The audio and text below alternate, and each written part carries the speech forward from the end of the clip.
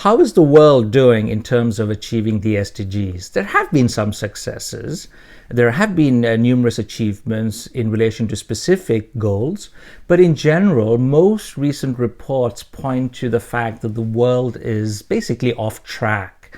So what are the challenges? According to the Sustainable Development Goals report from 2019, the area that requires the most urgent attention relates to climate change. There has been growing attention to this problem, much more than in previous decades. There have been numerous activists. There's been a flurry of news reports that have become a part of our daily lives in terms of global warming, in terms of the need for sustainable energy, but yet progress is just too slow. So, for example, one sees considerable investment still in terms of fossil fuels, and most of the reports say that we really need to get our act together.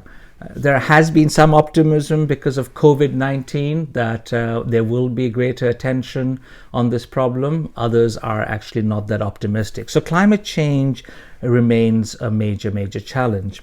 Another set of issues relates to growing inequality among countries, but also between countries. So, for example, again, going back to the COVID-19 crisis, one sees how certain countries are much better prepared because of finances, because of much more developed health systems to tackle this pandemic than poorer countries who just can't compete with rich countries in terms of accessing respirators or gloves or masks. And there's this mad rush of people outbidding countries, outbidding each other. So inequality between countries has just become extremely glaring given the current crisis.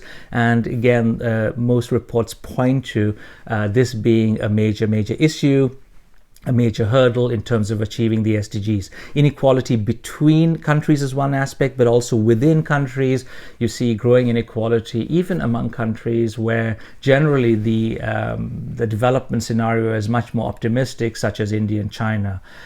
We see also growing inequality in many other parts of Sub-Saharan Africa, Malawi, for example, where you have a steadily increasing middle class, but there's also a growing or a large number of people living in poverty. So inequality between and within countries is an important factor. Another issue that I've been working on for many years relates to hunger, food security, famine prevention. Again, there has been considerable progress in recent years, in recent decades, thanks to things like the Green Revolution, major boost in food production around the world. We were able to reduce hunger, at least the incidence of hunger, in many parts of the world.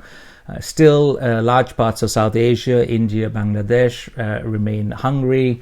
You have also this being a big problem in Sub-Saharan Africa. And again, unfortunately, because of COVID-19, now just a few days ago, I'm coming to you today from my home in Oslo. It's April 2020. A few days ago, the World Food Programme warned that over 265 million people risk being highly food insecure, and famine threats are looming. So the extent to which we can address problems related to extreme poverty and hunger during normal times is a challenge, and things have just been exacerbated because of this coronavirus crisis.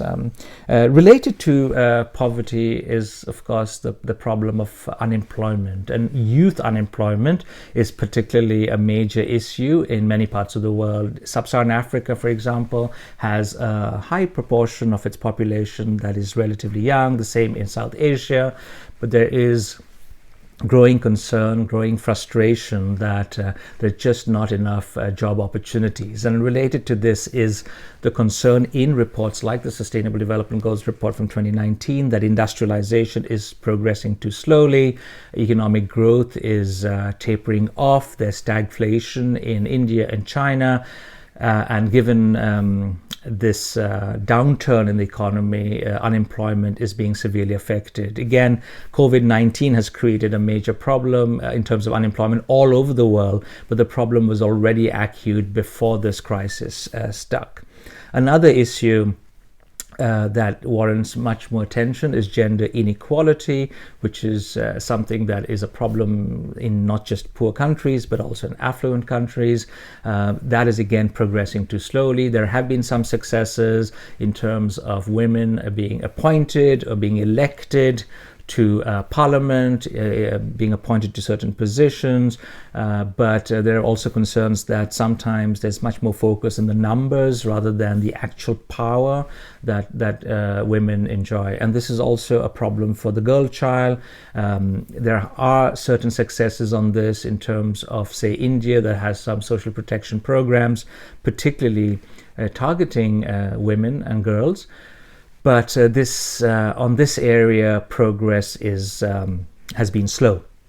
So in general, the progress in terms of achieving the SDGs, there has been some progress, but not nearly enough. We just need to scale it up. We need much more urgent attention. There's only 10 years left, and we just really have to buckle up and focus on a whole set of issues related to both the developmental goals, but also the environmental goals. And this becomes all the more relevant in terms of this understanding of sustainable development that has these three pillars of the economy, society, and the environment. The extent to which we're able to tie these together, the extent to which we're able to identify good solutions to bring the world back on track, and this is going to be important. And this relates also to financing. It relates to political will. It relates to change in behavior throughout the world, but not least in affluent parts of the world.